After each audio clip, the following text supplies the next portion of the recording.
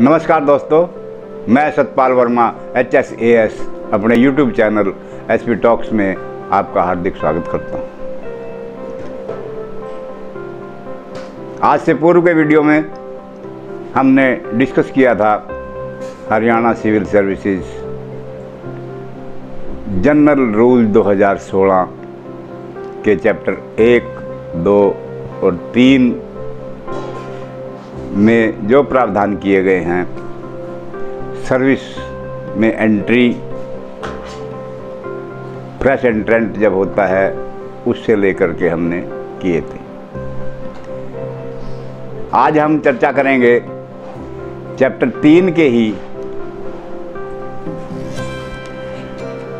बाद चैप्टर 4 के अंदर classification of service, conduct and discipline and punishment and appeals पर चर्चा करेंगे दोस्तों। मैंने पहले भी बताया आपको कि मेरी चर्चा का विषय हरियाणा सरकार द्वारा जारी हरियाणा सिविल सर्विसेज रूल 2016 जो कि 19 जुलाई 2016 से हरियाणा सरकार के द्वारा लागू किए गए हैं उन पर केंद्रित रहेगी। इसलिए आज हम क्लासिफिकेशन ऑफ सर्विसेज,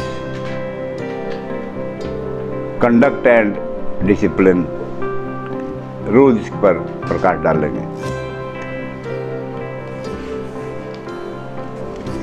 दोस्तों, ये रूल संख्या 38 से शुरू होते हैं और 45 तक 7 रूलों में ये सारी व्याख्या की गई है। कैसे? रूल 38 में प्रावधान किया गया है कि beside the all India services which are under the rule making control of the president of India, the public service under the administrative control of the Haryana government shall be classified as follows. कि IAS से की service से अतिरिक्त, क्योंकि IAS की नियुक्तियां भारत के राष्ट्रपति के द्वारा की जाती हैं, उनको छोड़कर हरियाणा सरकार अपने कर्मचारियों को 4 भागों में, 4 कैटेगरीज में, 4 श्रेणियों में विभक्त करती है। कौन से? State service group A, state services group B, state service group C, state services group D. In the case of person to whom these rules apply and who is not already included in any of the services given in the Annexure 3, administrative department shall decide the services to which he shall belong.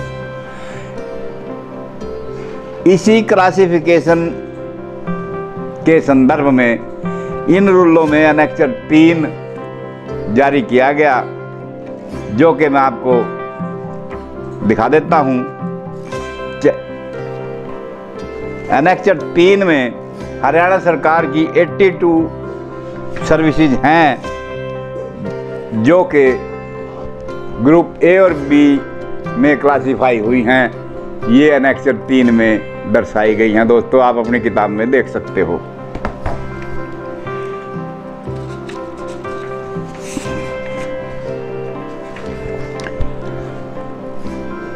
मैं इन रूलों से बाहर बिल्कुल भी कुछ नहीं आपको बताऊंगा। ये 82 प्रकार की, अर्थात 82 विभागों में जो ग्रुप ए और बी की पोस्टें हैं, वो सर्विसेज हैं, उनके नियम उन्हीं नाम से हैं, तो जो मैंने आपको Annexure 3 में दिखाए। और इसके अलावा कहता है कि इनमें यदि जो नहीं दिखाई गई Annexure 3 में, उसके अतिरिक्त जो भी सेवाएं हैं वो जो हरियाणा सरकार के द्वारा डिसाइड की गई वो उसमें बिलोंग करेंगे। 39 में कहा राइट ऑन सब्सिक्वेंट अपॉइंटमेंट, कि क्या सब्सिक्वेंट अपॉइंटमेंट, एक बार अपॉइंटमेंट हो गई, डायरेक्ट रिक्रूटमेंट होगी, उसके बाद भी पुनः क्या कोई अपॉइंटमेंट की जा सकती है? तो उसने कहा हाँ, subsequent appointment of a government employ from one post to another shall not deprive him from any right और privilege to which he may have been entitled as a member of his former service without his consent, के उसको उसकी consent के बिना यदि वो कहीं दूसरी पोस्ट पर लगाया जाता है तो जो अधिकार और क्लेम उसके पूर्व वाली पोस्ट पर बनते हैं उनसे वो उसकी सलाह के बिना, उसके कंसेंट के बिना, उसकी अनुमति के बिना वो बिल्कुल भी उनसे वंचित नहीं किया जाएगा। Provided he has not been confirmed on the post of subsequent appointment और रिमूव डिसमिस्ड और service under Haryana civil service punishment and appeal, जब तक के वो उस नई पोस्ट पर कन्फर्म ना हो जाए और या वो सर्विस से निकाल ना दिया जाए या बर्खास्त ना कर दिया जाए या पनिशमेंट एंड अपील रूल में सजा दे करके उसको सर्विस से निकाल दिया गया, तब तक उसको, जब तक वो सर्विस में है, इसके अलावा उसको अपनी पुरानी पोस्ट के क्लेम से और जो उसके अधिकार हैं उनसे वंचित नहीं किया जा सकता। Making of rule regarding recruitment के कंपिटेंट अथॉरिटी जो है वो रूल बनाएगी। विभाग, ये हर विभाग में कंपिटेंट अथॉरिटी बनाई गई है। कौन है वो घोषित हैं, वो अपने स्तर पर सभी कर्मचारियों के लिए रूल बनाएंगे, सेवा नियम बनाएंगे। उसमें क्या प्रावधान करेंगे?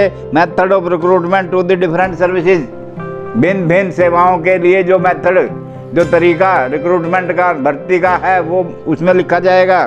Strength including both the number and character of post of such services, उस सेवा की कितनी पोस्टें वहाँ सैंक्शन की गई हैं, कितनी सृजन की गई हैं, पोस्टों का सृजन किया गया है। इसके अलावा making of first appointment to the different services और making of first appointment to the different, भिन्न भिन्न सर्विसों पर डायरेक्ट भर्ती के लिए सीधी तौर पर जो पहले अपॉइंटमेंट है उसके रूल बनाएंगे। Rule relating to the subject mentioned in this rule for the different service shall be issued separately by the department concern, भिन्न भिन्न सेवाओं के लिए मैंने आपको कहा कि प्रत्येक डिपार्टमेंट ये नियम जारी करेंगे, ये नियम बनाएंगे सेवाओं के।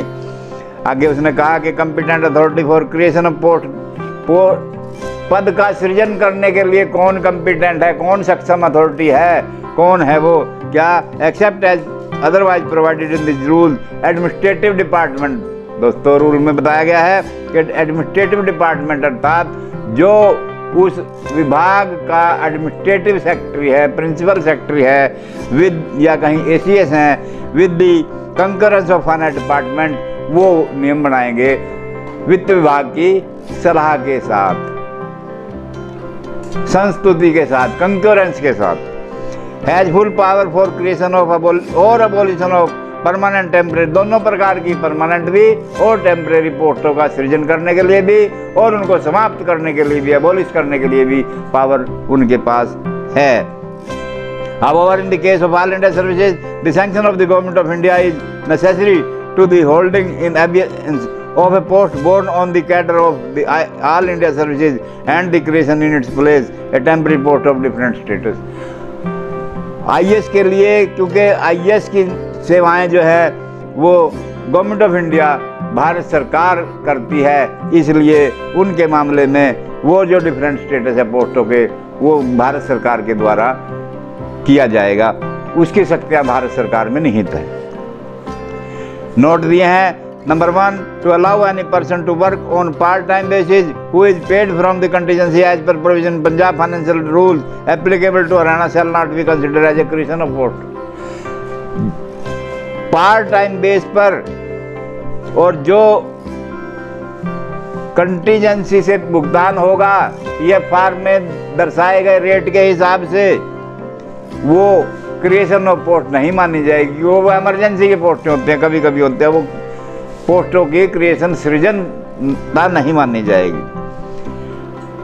Note number 2, for creation of post in connection with plan schemes as provided in the 5 state 5-year plan, administrative department with the concurrence of planning and finance department are competent provided these post are, के और जो planning scheme की पोस्टें हैं वो administrative department जो है वो 5-year प्लान के अनुसार, सरकार के 5-year पंचवर्षीय योजना के अनुसार प्लानिंग योजना एवं फाइनेंस वित्त विभाग, योजना एवं वित्त विभाग की अनुमति से कंकरेंस से सृजन कराएंगे।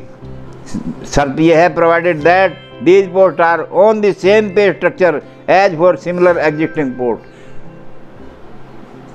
उन्हीं के स्तर की पोस्टें जो हैं, सिमिलर स्ट्रक्चर की पोस्टें जो पहले हैं उनके अनुसार ही सेम स्ट्रक्चर में सृजन कर सकते हैं। In accordance with the norm regarding workload if already prescribed. और जो वर्कलोड है उनका जो पहले से ही निर्धारित है उसके अनुसार ही सृजनता की जाएगी। आगे पावर बताई है जुडिशरी की, कि जुडिशरी में कौन है। ये तो सिविल सर्विसेज की बात थी, जुडिशरी सर्विस के बारे में बताया नोट 3 में कि हॉनरेबल जजेज ऑफ हाई कोर्ट जो हैं वो नई पोस्टों के और परमानेंट पोस्टों के लिए जो हाई कोर्ट और कोर्ट सबॉर्डिनेट में काम करेंगे उनके लिए ऑनरेबल जजेज ऑफ हाई कोर्ट वो कॉम्पिटेंट है। और to create new permanent post in the group D establishment required for the high court and court subordinate, केवल ग्रुप डी की पोस्टों के लिए ऑनरेबल जजेज ऑफ द हाई कोर्ट उनको बनाया गया, कौन, जो वो वहाँ के होंगे। और भी पोस्टों के बारे में है, ये सारा वर्णन करने की आवश्यकता नहीं है, आप किताब में देख सकते हैं। एक शॉर्ट टर्म वैकेंसी को भरने का भी प्रावधान किया गया है कि अल्प समय के लिए, शॉर्ट टर्म के लिए, वो क्या कौन सी होती हैं। The short term vacancy the duration, rule 42 बोलता है, filling up the short term vacancies. The short term vacancies, the duration of which exceed 2 months by an appreciable margin, जो 2 महीने से ज़्यादा हैं के समय के लिए may be filled up in the normal manner by the authority competent to make appointment against the appointment। यदि समय 2 महीने से ज़्यादा के लिए भर्ती करने की आवश्यकता है तो वो नॉर्मल कोर्स में होंगी। जैसे जो भी प्रोसीजर है हमारा स्टाफ सिलेक्शन कमीशन से या किसी बोर्ड कॉर्पोरेशन में है, वहाँ अखबारों में एडवर्टाइजमेंट देने के लिए या एम्प्लॉयमेंट एक्सचेंज से कैंडिडेट बुलाने के पर नियुक्ति के लिए जो भी प्रोसीजर डिपार्टमेंट का है नॉर्मल कोर्स का वो अडॉप्ट करके की जाएगी। Officiating promotion in case vacancies of less than 2 months duration, continuous chain जो है vacancies of less than 2 months duration, ये ऑफिशिएटिंग प्रमोशन यदि है के साथ कैसे 2 महीने से। नॉर्मल कोर्स में तो कहा कि वो डायरेक्ट भर्ती यदि 2 महीने से ज़्यादा का पीरियड है, जो 2 महीने से कम का है तो क्या करना है, vacancies of less than 2 months duration officiating promotion. यदि 2 महीने से कम के लिए भर्ती करना है तो ऑफिशिएटिंग कार्य वाहक काम चलाने के लिए वो प्रमोशन पे भर्ती की जा सकती है। दूसरी तरह continuous chain of vacancies of 2 months duration और less when taken together exceed beyond 2 months, जो एक चेन है 2 महीने की कम, 2 महीने से कम के लिए अब रख लिया, फिर 1 हफ्ता नहीं रखा, 2 महीने नहीं रखा, फिर 2 महीने रख लिया, उस तरह है। लेकिन वो सारी की सारी जो है ना इकट्ठी होकर के 2 महीने से ज़्यादा हो सकती हैं, लेकिन एट ए टाइम 2 महीने से कम की पोस्टें हैं वो बाय प्रमोशन भरनी है। Shall in very exceptional circumstances be made with prior approval of the administrative secretary concerned in case of group A and B post and by head of department. और ये जो अल्प अवधि की नियुक्तियां करनी है ये कैसे करनी है, यदि वो ग्रुप ए और बी से संबंधित है तो वो सारी की सारी एडमिनिस्ट्रेटिव सेक्रेटरी की पूर्वानुमति लेकर के भर्ती की जाएगी। और यदि वो ग्रुप सी एंड डी की है तो वो एचओडी उसमें कॉम्पिटेंट होगा, अर्थात एचओडी की अनुमति लेकर के ही वो भर सकते हैं। आगे प्रोविजन दी है, provided that in the case of Haryana Vidhan Sabha such appointment except that of secretary shall be made by the speaker. यदि विधानसभा की है तो सेक्रेटरी के अलावा जितने भी ये अल्पावधि की हैं रिक्तियां वो सारी की सारी स्पीकर के द्वारा की जाएंगी। नोट दिया है short term vacancy for the purpose of this rule means A vacancy including the chain of vacancy of the same post of A duration of less than 180 days. Maximum इसकी limit है 180 दिन की। Chain 2-2 महीने की हो सकती है, 3 chain में भी हो सकता है। आगे डिक्लेरेशन किया है कि राज्य की सेवाएं घोषित हैं। The state services group A and B consist of such services as the competent authority may from time to time declare by notification in the official gazette to be included in group A and B services।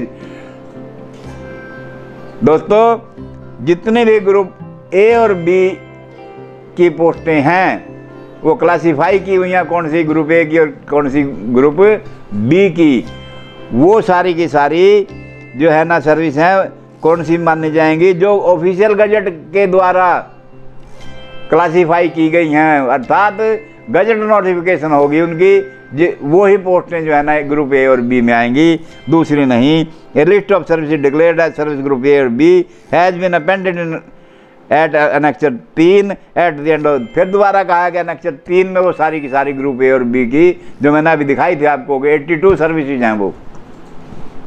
The state services group C and D include the government employee to whom these rules apply but are not included in state service group A and B। और group A और B से अतिरिक्त जितने भी सेवाएं हैं वो सारी की सारी ग्रुप सी या ग्रुप डी की कहलाएंगी, वो पदनाम से और पे स्केल के हिसाब से क्लासीफाई हैं। आगे कहा है कि framing of government employee conduct rule, government employee की नियुक्ति तो हो गई, उसके कंडक्ट पर भी नज़र रखनी है, चाल चलन पर भी नज़र रखनी है, कारगुजारी पर भी नज़र रखनी है। उसके लिए अलग से रूल बनाए जाएंगे और वो सरकार ने बना दिए। कौन से? The government of Haryana general administration department is competent.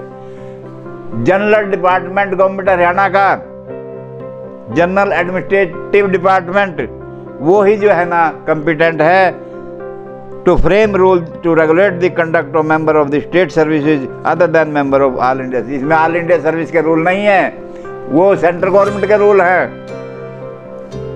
और इसके लिए नोट में कहा the rule notified under this rule by competent authority are contained in Haryana civil services government employee conduct rule 2016। और ये नियम जो है कंडक्ट की, ये नियमावली इसका नाम रखा गया है, जो सारे रूल बनाए हैं इस किताब में। कौन सी में? Haryana civil services government employee conduct rule 2016, उसमें रखे गए हैं। मैंने पिछली वीडियो में आपको प्रारूप दिखाया था हरियाणा सरकार का, जो कि 19 जुलाई 2016 से लागू हैं। और उसके बाद भी कई अमेंडमेंट हो चुकी हैं, कई परिवर्तन हो चुके हैं, जो अगले वीडियो में मैं आपको डिटेल में बताऊंगा। और वो उन इंस्ट्रक्शन की कॉपी भी आपको मैं दिखाऊंगा और रूल के बारे में भी पूरी जानकारी दूंगा। आगे कहा है रूल 45 में framing of punishment and appeal rule के पनिशमेंट एंड अपील रूल के यदि कोई गलती करता है तो क्या उसको पनिशमेंट भी दी जाएगी? हाँ, गलती करता है जानबूझकर, कोताही करता है ड्यूटी देने में कोई भी कर्मचारी अधिकारी, तो उसके खिलाफ न्यायोचित अनुशासनात्मक कार्रवाई की जाएगी। और वो उसके लिए रूल बनाए जाएंगे। उसके लिए कौन कॉम्पिटेंट है रूल बनाने के लिए? उसमें लिखा है रूल 45 में the government of Haryana general administrative department, वही जनरल एडमिनिस्ट्रेटिव डिपार्टमेंट है। कौन सा? इज कॉम्पिटेंट हरियाणा सरकार का authority to frame rule specifying the, उन रूलों में स्पेसिफाइंग विशेषता प्रावधान किया किसका? Penalty which may be imposed on the member of the state service. राज्य सरकार की सेवाओं में कार्यरत कर्मचारियों को पेनलाइज करने के लिए, सजा देने के लिए जो प्रावधान किए गए इन रूलों में किए गए। And the procedure for preferring appeal, और उनके खिलाफ जो पनिशमेंट दी गई है उस आदेशों के खिलाफ ये अपील करने की बारे में भी प्रावधान किए गए हैं। The imposition of such penalty, उस सजा को देने के लिए भी जो ऑर्डर किए गए हैं, आदेश जारी किए हैं, उनके खिलाफ अपील भी कर सकता है कर्मचारी। ऐसा प्रावधान भी इन रूलों में किया गया है। और वो रूल कौन से हैं? The rule notified under this rule by the competent authority are contained in Haryana civil services punishment and appeal rule 2016। ये किताब का नाम है। मैंने पिछले वीडियो में अपने ये किताब दिखाई थी आपको, और आने वाले वीडियो में मैं फिर पुनः जब हम इसकी चर्चा करेंगे, डिटेल में चर्चा करेंगे, एक एक बिंदु पर चर्चा करेंगे, तब मैं आपको पुनः फिर ये रूल दिखाऊंगा। अगला चैप्टर दोस्तों सर्विस रिकॉर्ड का है कि एम्प्लॉय की भर्ती हो गई, उसका हिसाब, जो उसका बायोडाटा है, जो उसकी डिटेल है, जो उसकी सर्विस के दौरान उसका चाल चलन होगा, उसके पनिशमेंट होंगी, उसकी सालाना तरक्कियां होंगी, उसकी प्रमोशन होगी, ये सारी चीजें आएंगी ना समय समय पर, जैसा जैसा प्रावधान सेवा नियमों में होगा। तो उसके लिए एक सर्विस बुक लगाई जाए, सारा का सारा डिटेल को एक जगह रखने के लिए, ताकि समय पर उसको तुरंत देखा जा सके। बहुत इंपॉर्टेंट डॉक्यूमेंट है ये। सर्विस, पूरे सर्विस कैरियर का लेखा जोखा होगा इसमें, और वो कहा है रूल 46 में, prescribe form of service book, निर्धारित किया गया फॉर्म सर्विस बुक का। कब? जब ये रूल बनाए 19 जुलाई 2016, बार बार मैं डेट सुना रहा हूं आपको, ये याद रखनी पड़ेगी आपको कि ये रूल कब से लागू है, 19 जुलाई 2016 से। हाँ, एक पे रूल जो था वो बाद में सरकार ने इसको थोड़ा मॉडिफाई कर दिया, इम्प्लीमेंटेशन की डेट को क्या 19 जुलाई की अपेक्षा 1 जनवरी 2016 कर दिया गया था एक नोटिफिकेशन के माध्यम से, क्योंकि 1 जनवरी 2016 से हरियाणा सरकार के द्वारा केंद्र सरकार के 7वें वेतन आयोग की रिपोर्ट के अनुसार जो पे स्केल रिवाइज किए थे वो 1/1/16 से किए थे, और जितने भी प्रावधान पे रूल हैं उनमें यदि 19 जुलाई 2016 से उसको रखा जाता तो 1 जनवरी 2016 से लेकर के 19 जुलाई 2016 तक के जितने भी केसेस थे वो सारे के सारे नल एंड वाइड हो जाते, क्योंकि पुराने रूलों में रहते उनमें प्रावधान कुछ और था, नए रूलों में प्रावधान कुछ और है, क्योंकि यहाँ पे नए वेतनमान आए, वहाँ पे वेतनमान नहीं थे। जो रूल की पे फिक्सेशन वगैरह थी वो 1/1/16 से लागू थी, इसलिए रूल जो पे रूल थे वो भी 1/1/16 से ही मान्य करने हेतु सरकार ने एक नोटिफिकेशन निकाली, मॉडिफाई किया डेट को। और उन रूलों में भी समय समय बहुत ज़्यादा क्लैरिफिकेशन आई है। जब हम पे रूल डिस्कस करेंगे दोस्तों में मैं एक एक क्लैरिफिकेशन का वर्णन आपको दिखाऊंगा, और हर चिट्ठी को भी आपको मैं वीडियो में दिखाऊंगा, ताकि मेरी इस बात का सत्यता का प्रमाण हो सके कि मैं हरियाणा सरकार द्वारा जारी नियम और उनसे संबंधित हिदायतों पर ही ये चर्चा कर रहा हूं और कहीं बाहर से कुछ नहीं कर रहा हूं। आगे दोस्तों सर्विस रिकॉर्ड के बारे में चर्चा कर रहे थे हम। तो पहले सर्विस बुक जो थी वो उसका प्रारूप दूसरा था, आपको सबको पता है, आप लोगों की सबकी सर्विस बुक खुली हुई है, लेकिन 19 जुलाई 2016 से ये नया प्रारूप आया है। सभी को ये नए प्रारूप में ही सर्विस बुक खोलनी चाहिए, चाहे आप उसको अपने कार्यालय में प्रिंट करा के रखें या कंप्यूटर पे प्रिंट लें टाइप करा के, जैसा भी आपको सुविधाजनक लगे उस तरह करें, लेकिन नए प्रारूप पर सर्विस बुक खुलेगी। किनकी? जो लोग 19 जुलाई 2016 के बाद भर्ती हुए हैं सबकी सर्विस बुक इस प्रारूप में आएगी। तो दोस्तों ये रूल 46 से लेकर के और रूल 63 तक वर्णन है। इसमें मैं आप पढ़ लेना, ज़्यादा तो बातें नहीं, जो मेन है उनका वर्णन कर देता हूं कि कर्मचारी को अपनी सर्विस बुक की फोटोकॉपी प्राप्त करने का अधिकार दिया गया है। 48 रूल के अंदर उसमें लिखा है a government employee may have a photocopy of his service book duly attested for his personal record on payment of a fee of ₹5 per page once in a year. साल में एक बार प्रत्येक कर्मचारी को यह अधिकार है कि वो अपनी सर्विस बुक की फोटोस्टेट कॉपी 5 रुपये पर पेज का भुगतान करके कार्यालय में ले सकता है। और he shall be entitled to have a photocopy of his service book duly attested, कि वो अटेस्टेड भी होगी, अटेस्टेड कॉपी लेने का अधिकार है। ऐसा नहीं कि फोटोकॉपी दे दी उसकी वो सत्यापित नहीं हुई, सत्यता पर शक है, सच्चाई पर शक है, असल लिखा जाएगा ट्रू कॉपी और वो अटेस्ट करेंगे। On quitting government service on payment of a fee of ₹200, जब वो रिटायर होगा या रिजाइन करता है या वो नौकरी से निकाला जाता है, डिसमिस होता है, टर्मिनेट होता है, तब भी वो कॉपी फोटोकॉपी अटेस्टेड ले सकता है 200 रुपये पर सर्विस बुक दे करके। वाइल इन सर्विस 5 रुपये पर पेज और आफ्टर क्विटिंग सर्विस 200 रुपये पर सर्विस बुक के हिसाब से भुगतान करके अपने फोटोस्टेट और अटेस्टेड कॉपी ले सकता है दोस्तों। और साथ में ये हिदायत दिए हैं कार्यालय को रूल 49 में कि entry of every event in service book, कर्मचारी के कैरियर में जितनी भी घटनाएं घटेंगी उन सब की एंट्री सर्विस बुक में की जाएगी और वो अटेस्ट की जाएगी। किसके द्वारा? हेड ऑफ ऑफिस के द्वारा या उसके द्वारा कोई अधिकृत किया गया गजटेड ऑफिसर, नॉन गजटेड नहीं कर सकता। और इसकी रिस्पॉन्सिबिलिटी रूल 50 में दी गई, 50 में दी गई है कि वो गजटेड ऑफिसर होगा, नॉन गजटेड नहीं कर सकता। रूल 51 में कुछ एंट्रियां दोस्तों लाल स्याही में करने की कही हैं, वो मैं पढ़ के सुना देता हूं। The following entry shall be made in the service book in red ink, नीली स्याही में नहीं, लाल स्याही में होंगी। ये प्रावधान है, ये स्टैट्यूटरी रूल हैं, हमें इनकी पालना करनी चाहिए। और service book neat and clean writing में होनी चाहिए, सुंदर सुंदर लिखाई में होनी चाहिए, पढ़ी जानी चाहिए, स्वच्छता पूर्वक लिखाई हो। कौन कौन सी एंट्री राइटिंग में?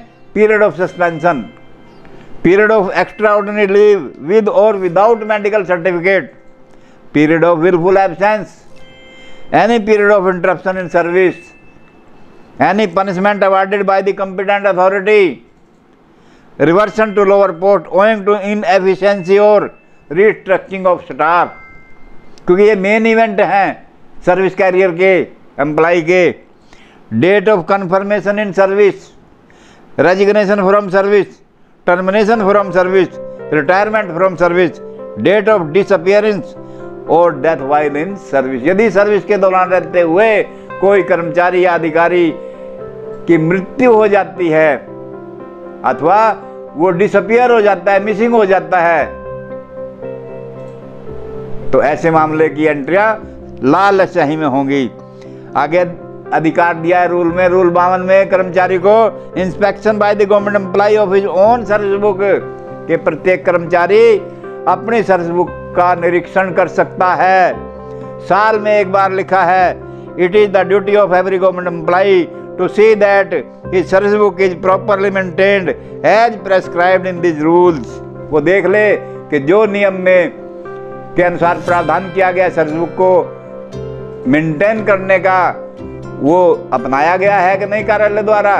यदि कोई एंट्री मिसिंग है तो वो करवा सकता है, उसका अधिकार दिया गया है। So that there may not be difficulty in verifying a service for pension, ताकि पेंशन के समय उसकी सर्विस वेरीफाई करने में कोई दिक्कत ना हो, सारी कोई मिसिंग ना हो उसकी सर्विस बुक, क्योंकि हर साल जब इंक्रीमेंट लगती है 1 जुलाई या 1 जनवरी को, तो उस समय उसकी पिछले साल की जो सर्विस उसने रेंडर की थी उसका सत्यापन किया जाता है।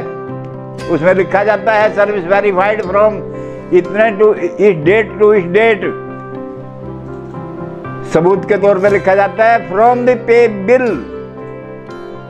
ऑफ द एम्प्लॉय, क्योंकि पे बिल मेन रिकॉर्ड है। सर्विस के लिए ड्यूटी वही मानी जाएगी जिसका उसको सैलरी दी गई हो, और जिस पीरियड की सैलरी नहीं मिली दोस्तों वो ड्यूटी पीरियड नहीं होता। मोटे शब्दों में सीधी सी बात है कि जिस पीरियड की उसने सैलरी प्राप्त की है वो पीरियड उसका क्वालिफाइंग सर्विस होगा, वह उसकी सर्विस वेरीफाई की जाएगी। इसके बारे में प्रावधान किया है। It is the duty of every government employee to see that his service book is properly maintained as prescribed in this rules so that there may not be difficulty in verifying his service for pension. The head of office shall permit, इजाजत कौन देगा उसकी? बिना इजाजत के, बिना permission के कोई भी जो सेफ कस्टडी में रिकॉर्ड रखा है उसको देख नहीं सकता, एक्सेप्ट डीलिंग असिस्टेंट और उस ब्रांच के इंचार्ज, क्योंकि उनको एंट्रियां करनी पड़ती हैं। बाहर का आदमी उनके अलावा कोई सर्विस बुक नहीं देख सकता। हाँ, एम्प्लॉय अपनी सर्विस बुक देख सकता है रूल 52 के तहत, उसके लिए हेड ऑफ ऑफिस उसको परमिट करेगा। Head of office shall permit a government employee to examine his service book as and when desired, जब भी वो चाहेगा, साल में एक बार। ये नहीं कि साल में 2-3 बार कर लेगा, साल में एक बार। तो दोस्तों अच्छा है, इंक्रीमेंट लगने के तुरंत बाद चेक कर लो, ताकि आपको ये भी पता चल जाएगा कि इंक्रीमेंट लग गई है या नहीं लग गई, मेरी सर्विस वेरीफाई हो गया कि नहीं होगी, और प्रॉपरली मेंटेन है कि नहीं है सर्विस बुक। उस समय मैं ये सलाह दूंगा कि जैसे आपके इंक्रीमेंट लगे उस समय आप एप्लीकेशन दे दें कि I want to inspect my service book. अब किसको? अपने हेड ऑफ ऑफिस को। वो आपको, क्योंकि हेड ऑफ ऑफिस के पास ही सर्विस बुक होती हैं।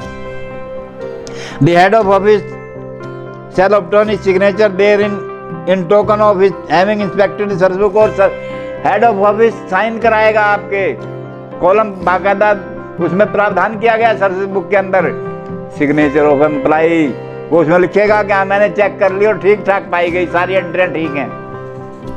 The government employee shall internally ensure before affixing his signature that his services have been duly verified and certified correctly, ये भी उसमें सुनिश्चित करेगा, इंश्योर करेगा, सर्टिफिकेट नहीं देगा, इंश्योर करेगा, अर्थात वो चेक कर लेगा कि हाँ जी मेरी सारी की सारी इंटैक्ट है, सर्विस वेरीफाई है और करेक्टली सर्टिफाइड किया हुआ है।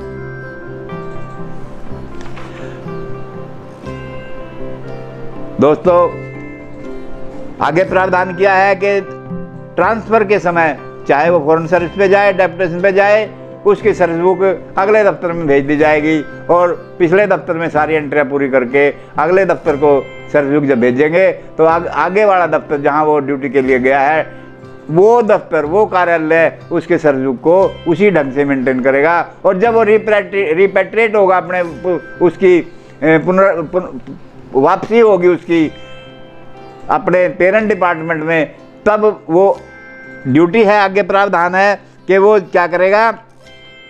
On repatriation of government employee from foreign service deputation, the head of department or the authorized officer shall check all the entries, क्योंकि हेड ऑफ डिपार्टमेंट की अनुमति से डेपुटेशन पे जाया जाता है, फॉरेन सर्विस पे जाया जाता है, तो एचओडी उसको चेक करेगा कि सारी एंट्रियां recorded in service book during foreign service deputation for correctness and shall also record certificate, और उसमें एक सर्टिफिकेट रिकॉर्ड करेगा क्या, in service book regarding total period of foreign service deputation and recovery of leave salary and pension contribution from the employer of foreign service department as prescribed rate, कि उसकी सारी service की एंट्रियां हैं और उसका leave salary का पैसा और पेंशन कंट्रीब्यूशन का पैसा जो उसके फॉरेन सर्विस अवधि के लिए बनता है उस दूसरे विभाग का, वो पैसा सारा का सारा पेरेंट डिपार्टमेंट को मिल गया है, अर्थात डेपुटेशन से आने के बाद।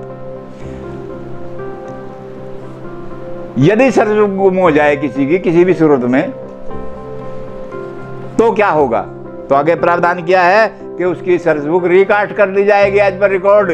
लिखा है in case the service book of a government employee has been misplaced and is not traceable after putting all diligent efforts, the matter shall be reported immediately to the head of department. यदि ऐसा हो जाए, गुम हो जाए service book किसी भी रूप में, डिस्ट्रॉय हो जाए, तो तुरंत उसकी रिपोर्ट हेड ऑफ डिपार्टमेंट को की जाए और हेड ऑफ डिपार्टमेंट क्या करेगा, सेल ऑर्डर आदेश जारी करेगा for recasting of service book of such government employ from the office record wherever available.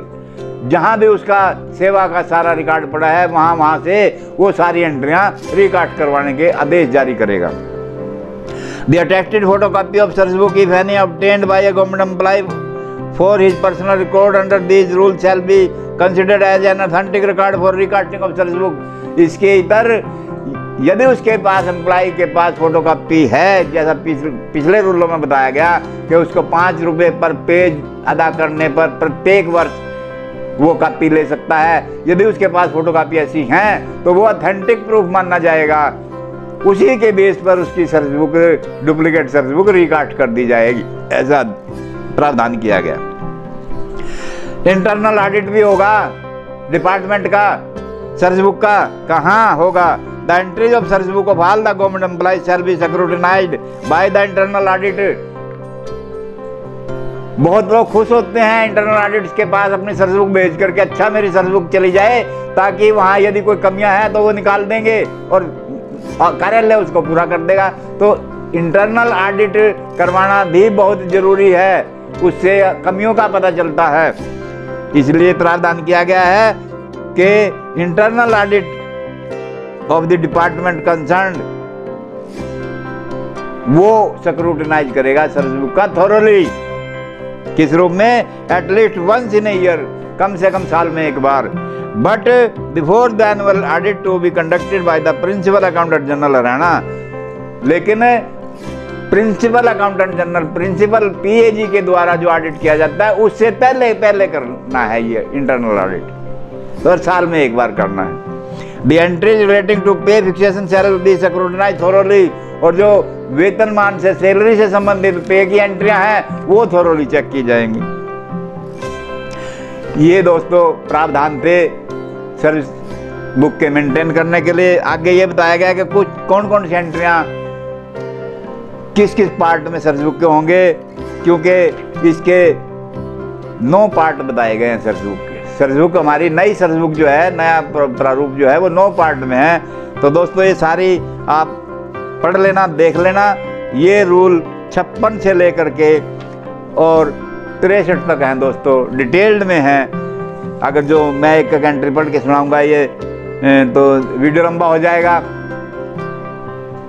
और उसका कोई लाभ नहीं है, क्योंकि ये एंट्रियां यहाँ बोलने से आपकी समझ में नहीं आएंगी, लेकिन जब आप अपने आप पढ़ेंगे तो आपको समझ जाएगी कि कौन सी एंट्री मेरी कौन से पार्ट में होनी चाहिए, बायोडाटा कहाँ होना चाहिए, एसीपी स्केल की एंट्री कहाँ होनी चाहिए। थोड़ा हिंट दे दूँ मैं आपको, प्रमोशन की एंट्री कहाँ होनी चाहिए, कंडक्ट रूल में वायलेशन हुई है उसके पनिशमेंट अपील रूल के तहत यदि सजा मिली है तो उसकी एंट्री कहाँ करनी है। ये कार्यालय के आदमियों को भी देखना है, कार्यालय के डीलिंग हैंड को देखना है। तो ये सारी एंट्री प्रोविडेंट फंड की, जैसे है कि प्रोविडेंट फंड की एंट्री भुगतान हुआ है, सब्सक्रिप्शन हुई है, वो एंट्रियाँ कहाँ होंगी। डेथ कम रिटायरमेंट ग्रेच्युटी हुई है वो कहाँ होगी, रिटायरमेंट ग्रेच्युटी पेमेंट हुई है वो कहाँ होगी, एलटीसी मिला है वो कहाँ होगा। तो ये सारी बातों का लेखा जोखा रूल 56 से लेकर के रूल 63 तक दिया गया दोस्तों। इसी के साथ मैं अपनी चर्चा को यहीं विराम दूंगा। और लेकिन दोस्तों आप मेरे वीडियो को लाइक और शेयर करना ना भूलें, अवश्य किए करें ताकि मेरा हौसला अफजाई होता रहे। और मेरे चैनल को सब्सक्राइब करने के लिए बेल आइकन का बटन जरूर दबाएं दोस्तों, उससे आपको मेरे अगले वीडियो की नोटिफिकेशन मिलती रहेंगी। इन्हीं शब्दों के साथ नमस्कार दोस्तों।